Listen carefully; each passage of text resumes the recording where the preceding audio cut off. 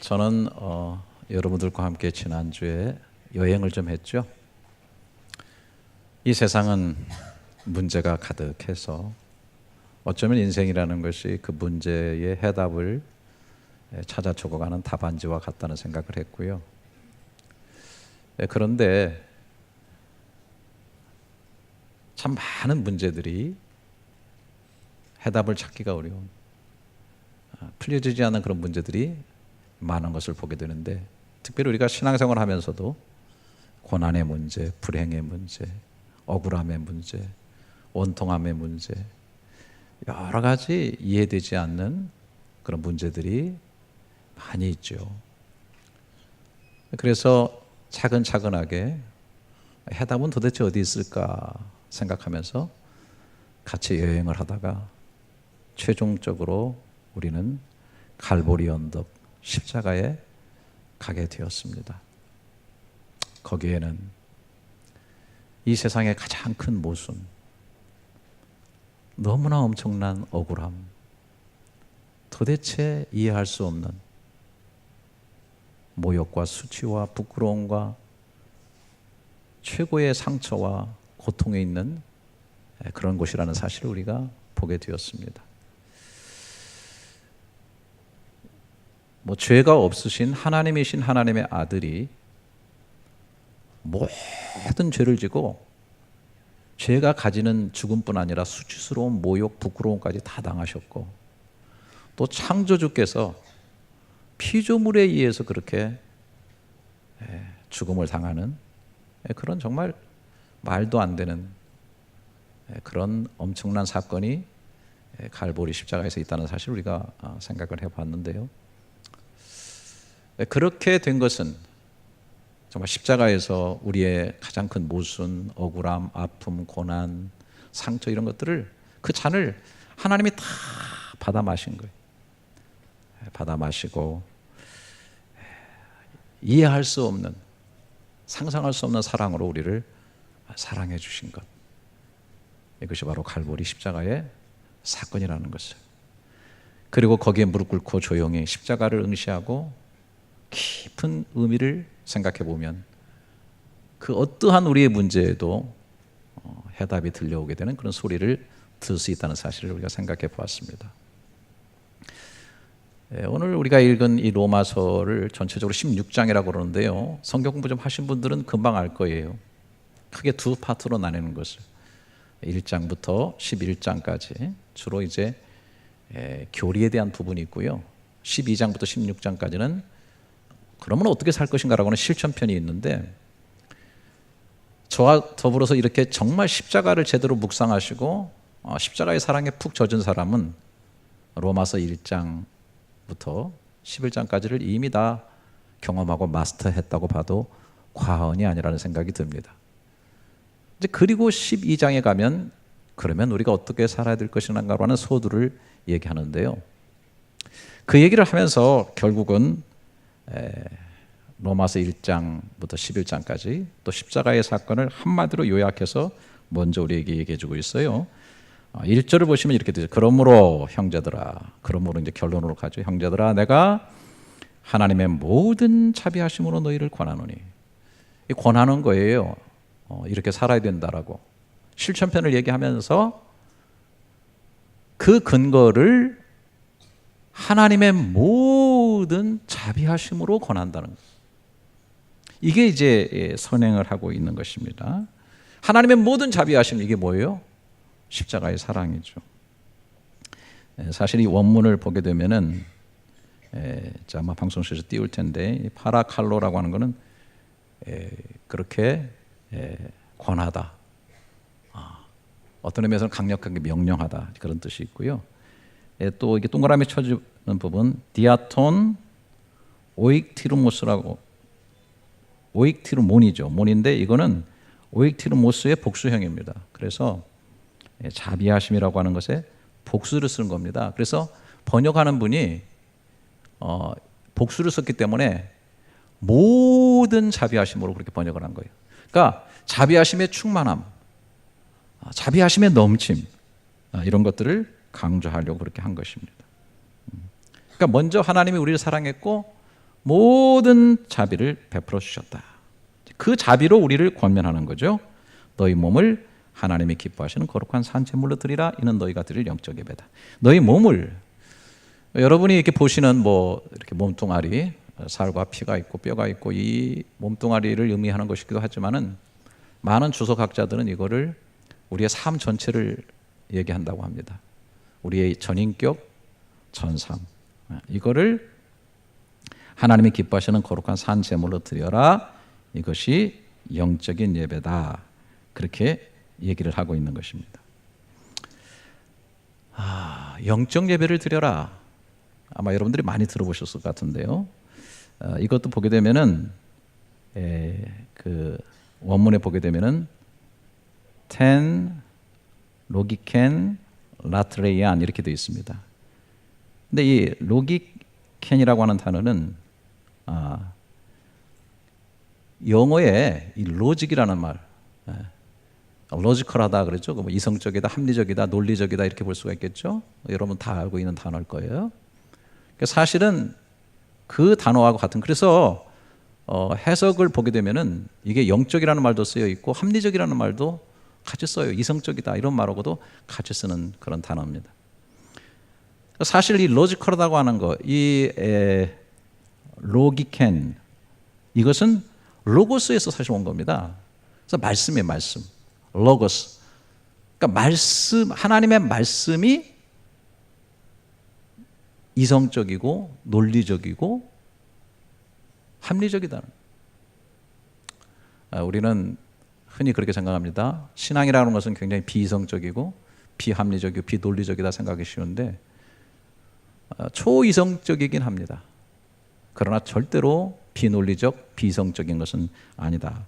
그러니까 우리가 이제 영적이라는 말을 주로 쓸 때 영적 예배다 하니까 상당히 어떤 신비로운 것, 우리 생각을 어떤 초월하는 이런 그런 것들로만 자꾸 생각하려고 하는 경향이 있기 때문에 우리 신앙의 시선이 자꾸 다른 데로 소록하고 또 잘못하게 되면 이제 삐뚤어질 수도 있는 그런 거라고 생각이 드는데요. 자, 여기서만 일단 해석을 해보면은 이런 거죠. 하나님께서 모든 자비하심으로 우리에게 사랑을 하고 베풀어 주셨다. 십자가를 봐라. 자, 그렇다고 한다면은 우리가 마땅히 논리적으로 봐도 이성적으로 봐도 합리적으로 봐도 우리가 우리의 삶을 드리는 예배의 삶을 살아야 되지 않겠나 하는 것이에요. 이게 합당하다는 거라는 것이죠. 어떤 분들은 얘기할 겁니다. 목사님, 구약시대에 제사 다 이미 없어졌는데 뭘 또 하나님 기뻐하시는 거룩한 산 제사로 우리 몸을 드리라고 그렇게 또 억압을 합니까? 이렇게 얘기를 하는데, 여러분 정말 주님께서 십자가에서 짐승이 피 흘리고 죽음으로써 그림자로 죄사함을 얻었던 이 제사 형식을 자신의 살을 찢고 피를 흘려가지고 완전히 완성을 해가지고 지성소를 활짝 열어주시고 하늘 가는 길을 우리에게 허락해 주시지 않았어요? 네. 그런 은혜를 받은 우리이기 때문에 이제는 양을 잡고 소를 잡고 짐승을 잡아서 드리는 그런 제사는 우리가 드리지 않지만은 그 주님의 모든 자비하심의 은혜를 생각하면서 이제는 우리의 온 삶을 통해서 그냥 우리 삶 자체가 하나님 앞에 드려지는 그런 예배의 삶을 살아야 되는데, 여러분 이 연사 강력히 주장합니다. 그게 합당한 거 아니겠어요? 아니 로지컬한 거 아니냐 말이에요. 당연히 그렇게 삶을 살아야 되지 않겠는가 하는 것입니다. 자, 그런데 이렇게 영적 예배를 드리는 삶을 살아가려고 하면은 또 구체적으로 어떻게 되느냐를 2절에서 뒷받침을 하고 있는 것입니다. 2절을 보면은 너희는 이 세대를 본받지 말고 오직 마음을 새롭게 함으로 변화를 받아 하나님의 기뻐하시고 선하시고 기뻐하시고 온전하신 뜻이 무엇인지를 분별하도록 하라. 그렇게 얘기를 했어요. 자, 이걸 한마디로 얘기한다면 그런 영적 예배가 있는 삶, 그죠? 내 몸을 산제사로 드리는 그런 삶을 살려고 하면은 그 중심 요소인 마음이 새로워져야 된다. 마음이 새로워짐으로 변화를 받아. 그렇게 얘기를 하고 있는 거예요. 그래서 이제 아마 방송실에서 나올 텐데 메타모르포스테라고 하는 단어가 있는데 이게 메타모르포의 수동태형입니다. 그래서 be transformed, 바뀌어지는 걸 말하는 거예요. 그러니까 이거는 엄밀하게 이야기하면 변화를 하려고 하는 것이 아니고 변화가 되어지도록 되어져야 된다는 거예요. 내 삶이 변화가 되어지도록 되어져야 되는데 그렇게 하려고 하면은 내 삶을 근본적으로 움직이는 마음이 변화되어야 된다라고 하는 것입니다. 그래서 아나카이노세이 투 누스 마음이요, 마음. 또 어떤 의미는 정신 구조, 우리의 내면. 이것이 갱신 혹은 갱생, 영어로 말하면 리뉴얼이에요, 리뉴얼. 예. 그러니까 삶의 중심에 있는 우리의 마음, 이것이 이 누스가 새롭게 리뉴얼, 변화됨으로 인해서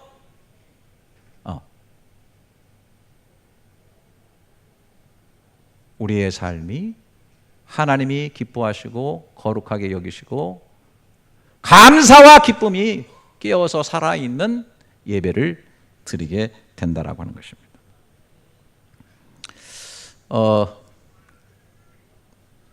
이제 이 뒤에 가면은 그렇게 함으로써 하나님의 기뻐하시고 온전한 선하신 뜻이 무엇인지를 분별하라 이렇게 되어 있어요. 그러니까 이게 다 연결이 되어 있어요.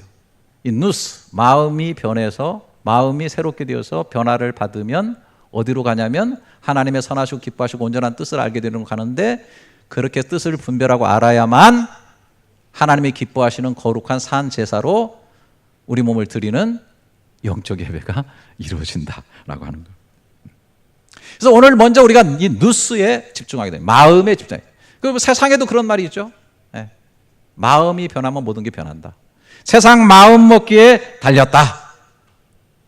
우리가 그렇게 얘기를 하고 그래서 이제 세상 학문들이나 철학 같은 것도 이 마음에 굉장히 깊은 관심을 가지고 집중을 합니다. 마음자리를 바꾸게 되면 모든 게 바뀐다.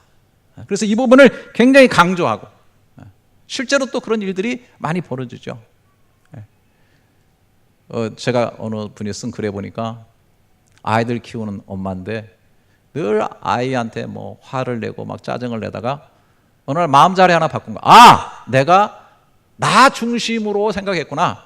이 마음자리 내 중심으로 생각했던 것을 아이 중심의 수준으로 떨어뜨려 가지고 봐야 되겠다. 너무 간단한 거죠. 그렇지만 그 마음자리 하나 바뀌니까 모든 게 바뀌어요. 그래서 글을 썼는데 생각해보니 내 기준에 아이를 맞춰서 대하고 있었던 것 같았다. 그래서 아들에게 사과했다.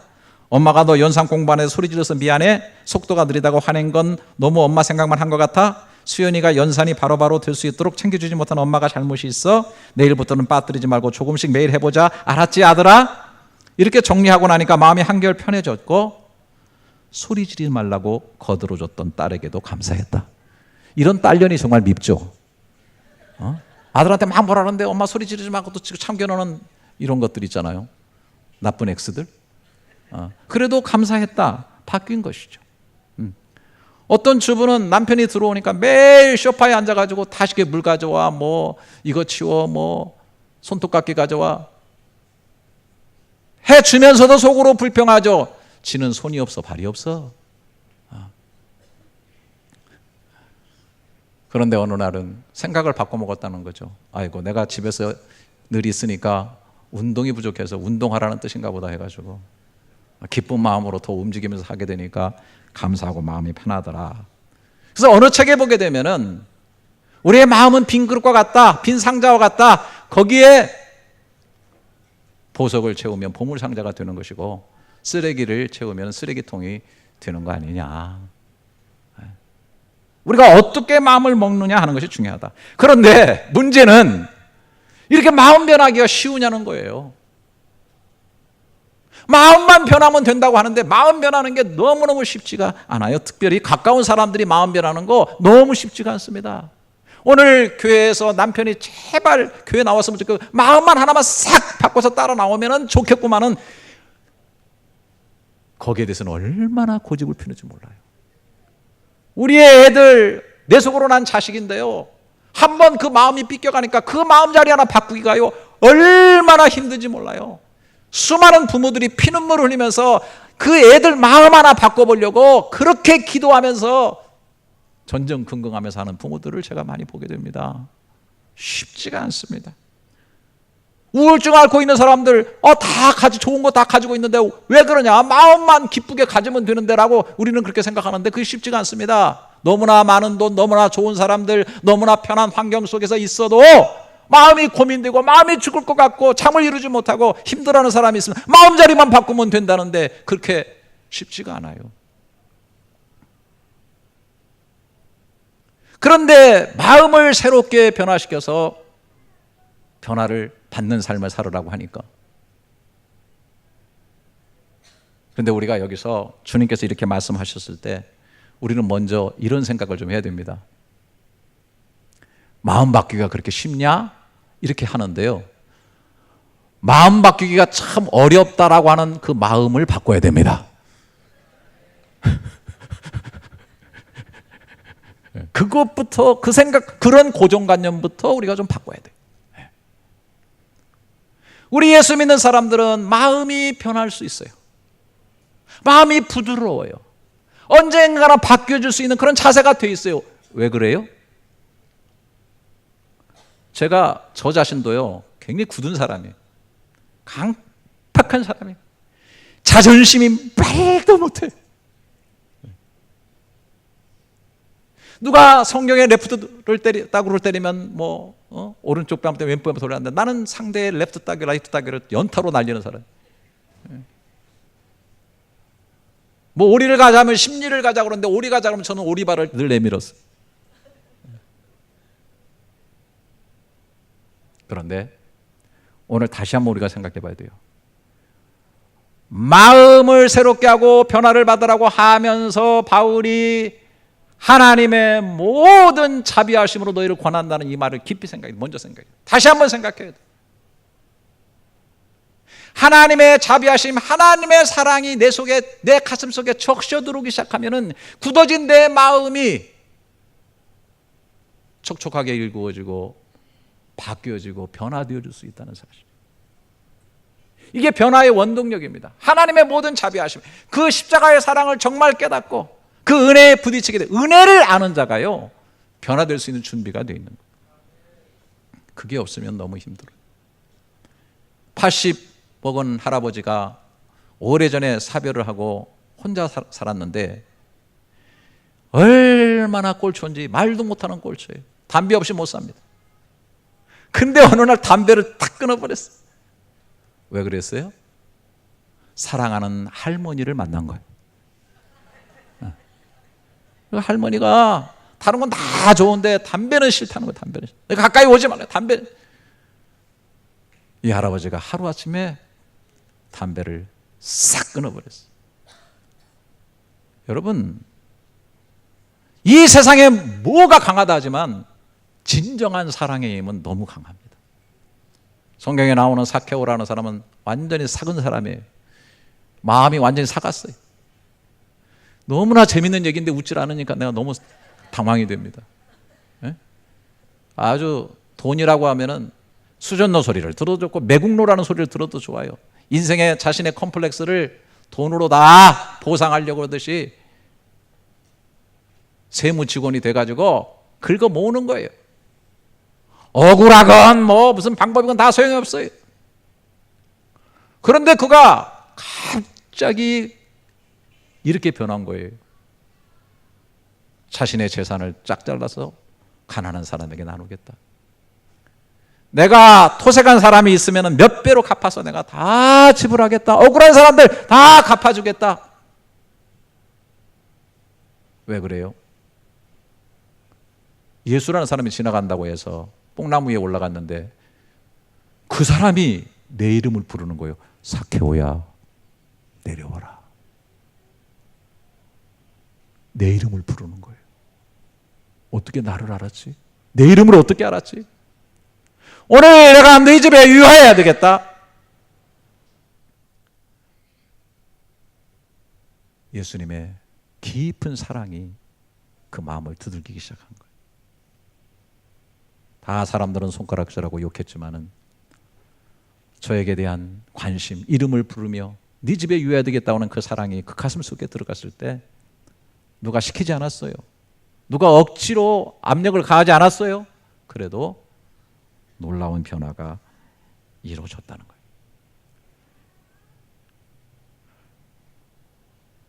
저는 저와 여러분이 이왕의 신앙생활을 하실 때 그 십자가의 사랑의 그 물줄기가 늘 우리 가슴속에 흐르고 나를 적시고 그래서 나를 부드럽게 만들고 늘 변화할 수 있는 그러한 새로운 역사가 이루어질 수 있기를 주님의 이름으로 축원합니다. 단순히 뭐 심리학적으로 철학적으로 마음 잘 먹으면 좋게 돼, 이거는요 한계가 있어요. 그래서 그 과거에 뭐 아침마당이니 뭐니 방송에 나가가지고 행복 전도사라고 하면서 마음자리 하나 바꾸면 다 행복하다고 떠들던 행복 전도사라고 이름 부렸던 여인이 자살한 거 여러분 아시죠? 근원이 있어야 돼요. 근본적인 에너지가 있어야 돼요. 그것이 바로 하나님의 모든 자비하심.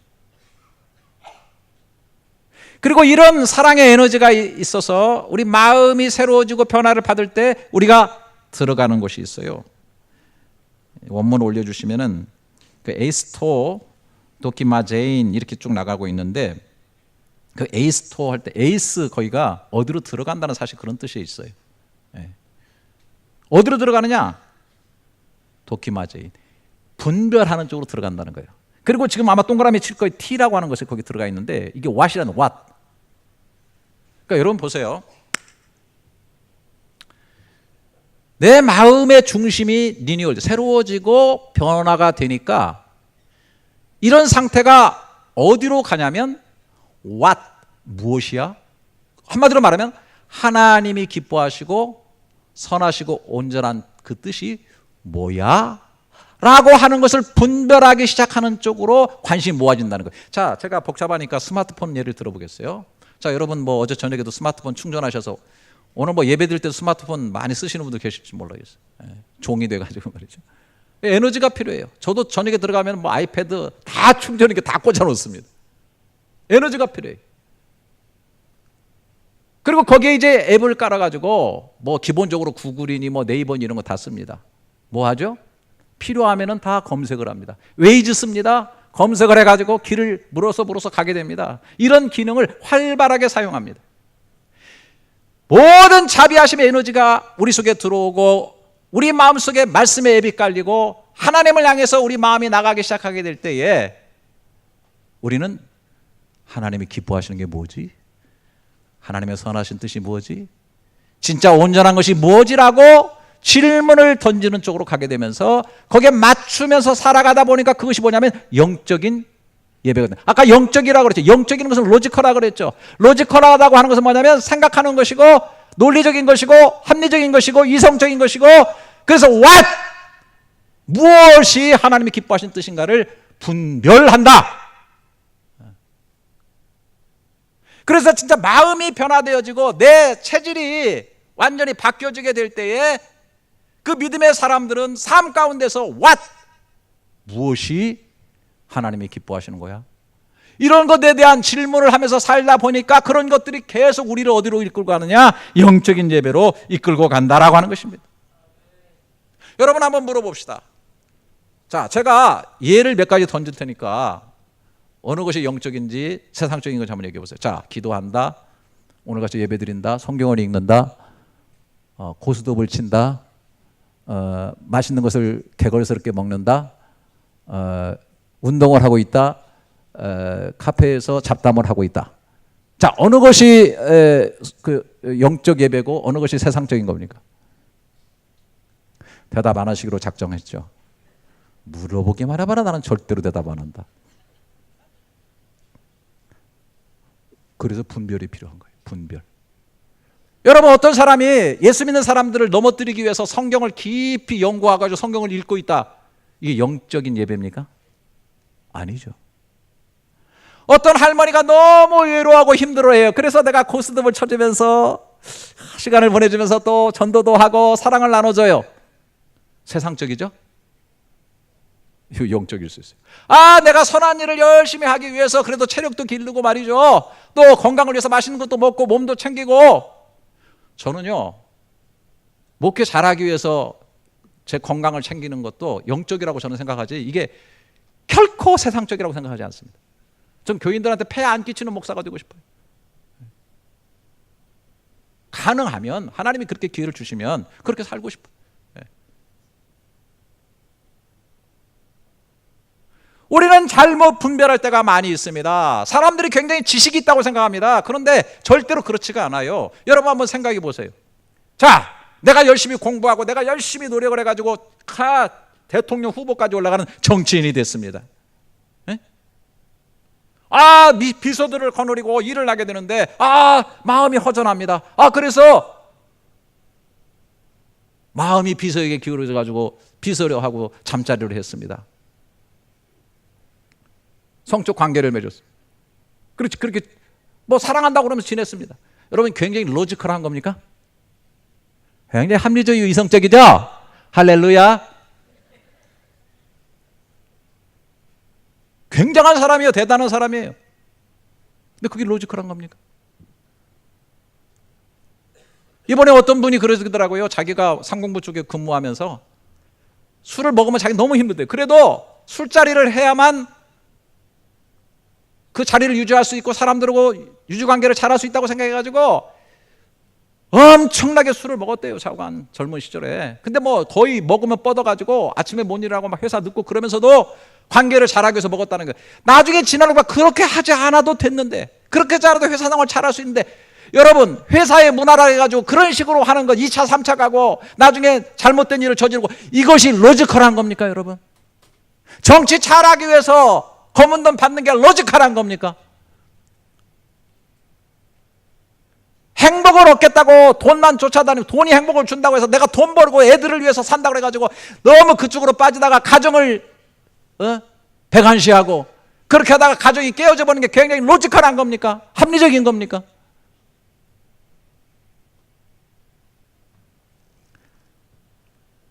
정말로 많은 사람들이 스스로 생각할 때 성경은 비이성적이고 비합리적이고 나는 굉장히 이성적이고 합리적으로 세상을 살아가고 있다라고 생각하고 있는데 절대로 그렇지 않아요. 오히려 로고스가 뒷받침이 된 그 로지컬한 생각을 갖고 그 판단을 가지고 분별력을 가지고 살아가는 삶 가운데에서 하나님이 기뻐하시고 우리 삶이 온전하고 건강한 그런 삶으로 가게 된다라고 하는 거예요. 여러분 한번 깊이 한번 인생의 끝을 향해서 바라볼 때, 긴 안목을 가져서 바라볼 때 뭐가 진짜 로지컬하고 뭐가 진짜 스피리추얼한 삶입니까? 그래서 여기 앞에 이렇게 얘기를 했어요. 마음을 새롭게 하여 변화를 받아 하기 전에 너희는 이 세대를 본받지 말라. 제가 영어 발음을 하면 기절하는 사람들이 몇 있어서 그냥 영어를 띄우고 제가 해석을 할 거예요. 유진 피터슨이 이렇게 이 구절을 이렇게 얘기했어요. 문화에 너무 잘 순응하여 아무 생각 없이 동화되어 버리는 일이 없도록 하라. 그 여기 재밌는 단어가, 여러분 영어 성경을 보시면 컨폼, 세상의 문화에 컨폼, 세상 시대의 흐름에 컨폼을 하고 살아가요 사람들이. 그러나 뒤에서 뭐라고 트랜스폼해라, 트랜스폼. 세상 문화에 순응돼서 컨폼하는 삶을 살지 말고 하나님의 말씀에 의해서 트랜스폼 되는 삶을 살아. 그러면서 필립스 박사는 이렇게 썼어요. 아주 재밌어요. 당신을 에워싸고 있는 세상이 당신을 세상의 틀에 밀어넣지 않게 하라. 스퀴즈 한다. 당신을 세상의 틀 속에 밀어넣지 않게 하라. 그게 이 세대를 본받지 않고 깨어있는 삶이에요. 다른 거 틀린 거 아니에요. 세상하고 어긋나게 사는 것이 뭐 비합리적으로 생각하지 마세요. 아니에요. 오히려 세상이 잘못된 길로 가는 길에 대해서 그 틀에 맞춰서 살지 않으면 안 된다고 내 자신을 그 틀에 짜놓지 말라라고 하는 것입니다. 요즘 우리 아이들 가운데서도 얘기 들어보면은 이렇게 일상적인 음식 먹는 것보다는 막 인스턴트 음식 먹는 거 좋아하는 애들이 굉장히 많다고 그러는데요. 여러분 한번 생각해 보세요. 방송에 광고 같은 거 나올 때, 코카콜라 선전 나올 때 주로 누가 나옵니까? 최근엔 유재석이 나오죠? 메뚜기. 저하고 좀 비슷하다고 누가 그러대? 그러고 보니 그런 것 같아요. 하여튼 그거 먹으면 그 얼굴 표정 보세요. 그 유재석 굉장히 좋은 사람이에요. 순진하고요. 아주 순수한 뭐 별 스캔들 없는 사람 아닙니까? 그 사람이 먹고서 이런 표정 지으면요. 와! 그래서 오픈 바로 병막에 따면 바로 행복이 있는 것처럼 정준하고 둘이 탁 나와가지고 그런 거 계속 보는 거예요. 막 간식들 계속 와 거기 나오는 간식 보면요. 정말 그러고 가끔 먹어요. 가끔 먹는 건 괜찮은데 거기에 행복이 있다고 계속 먹어주면 여러분 어떻게 되죠? 굉장히 로지컬하죠. 네? 세상이 우리에게 여러 가지 것들을 세상의 틀에 맞춰 가고 그것이 아니면 행복이 없는 것처럼 우리를 이끌고 갈 때가 되게 많아요. 나는 회사 생활 잘하고 나는 직장 생활 잘하고 나는 뭐 앞서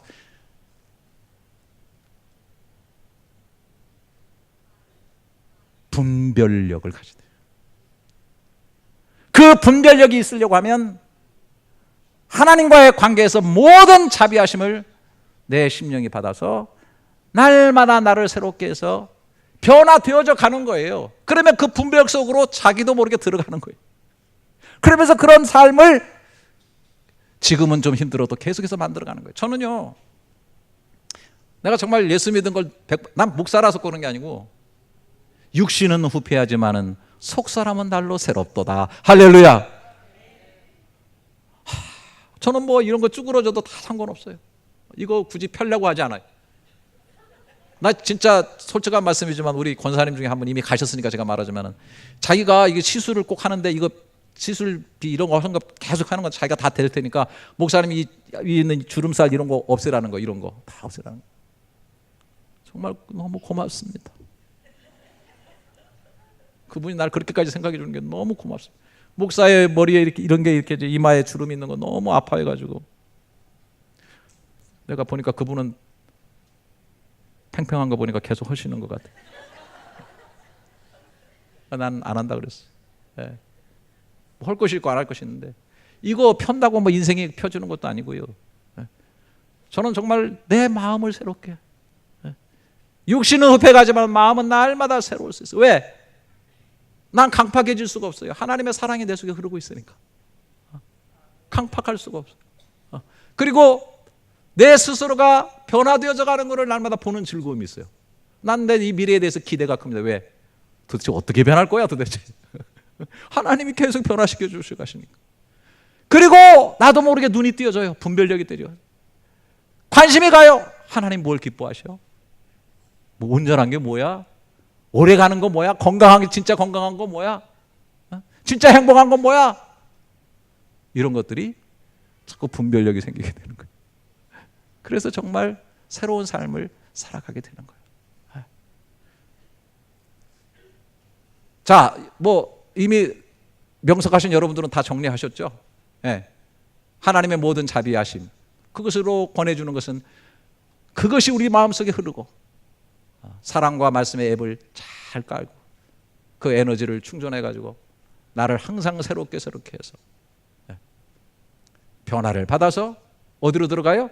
하나님의 기뻐하시고 온전하시고 선하신 뜻이 무엇인지를 분별해 감으로써 우리의 온 삶을 기뻐하시고 거룩한 산 제물로 드리는 영적, 스피리추얼하고 아주 로지컬하고 합리적이고 이성적이고 건강한 그러한 예배의 삶을 살아가게 된다. 이 은혜가 여러분에게 저에게 있기를 주님의 이름으로 축원합니다.